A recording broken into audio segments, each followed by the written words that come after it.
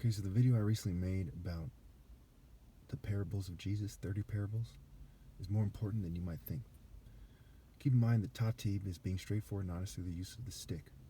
Look at how there's so much confusion in society. Okay, Bible, Babel, right? Babylon, instead of making sense and speaking directly, being clear and concise. Baal, is a name for Baal, and where we get the word built, right? What you built, right? Baal and builder, right? Builder, builder, okay? Now, Bible, Babel, Babylon. It's not that the truth isn't in the Bible so much, but it's so hard to find.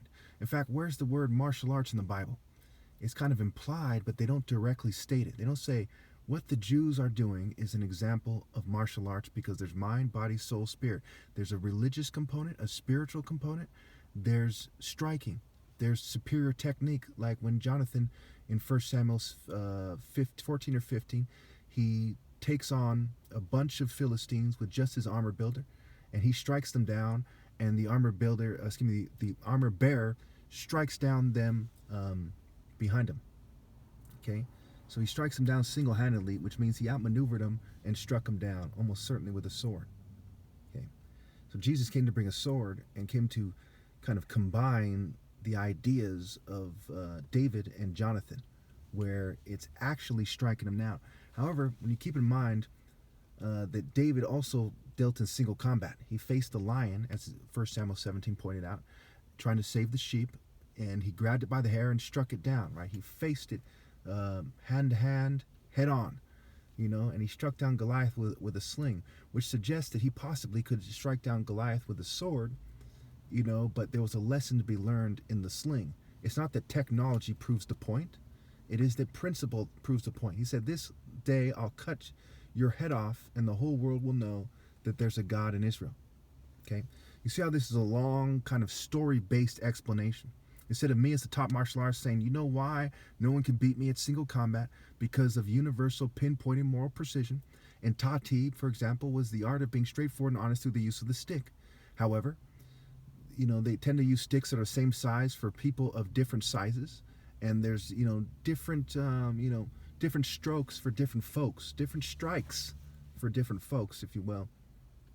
So when we look at the principles, prioritization, timing, discipline, focus, heart, courage, moral maturity, determination, these various, mental clarity, moral, mental, spiritual, and romantic clarity, these are martial art principles. If we zoom in on these principles and apply them in a modern context and show you why these are timeless principles and who said life is preferred, it's superior than going through these 30 parables and explaining things. You see what I'm saying?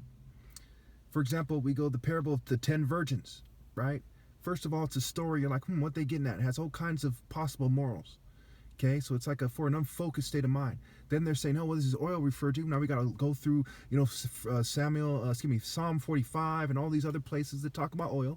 Remember, back in the day, they didn't have computers. You couldn't just type in oil and see what pops up on the computer.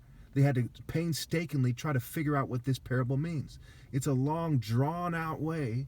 It's by the builders so they can control the rate of the mate and say, hey, you're late. That's fate, okay? And it creates your hate. And the world is full of hate and confusion and people not applying and living universal pinpointing moral precision, and not a single person is following me, but these people in these churches that are leading people astray, some of them have over 1 billion people. Okay, Catholics are over 1 billion people. And there's other ones with millions of people and so on and so forth. Okay? There's no excuse for it. And I'm being fumed and none of them are taking my side.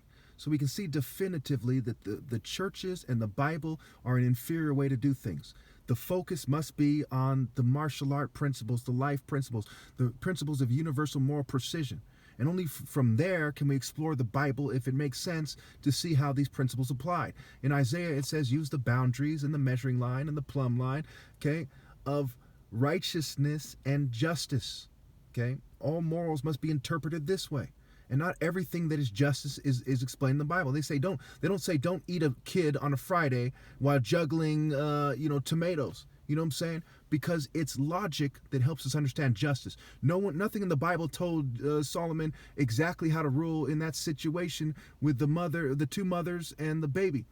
Okay, it was logic and justice. This is where we get the idea of universal, pinpointed moral precision. Okay, what is the exact right thing to do that every man of every faith who's sane, or at least close to it, can appreciate?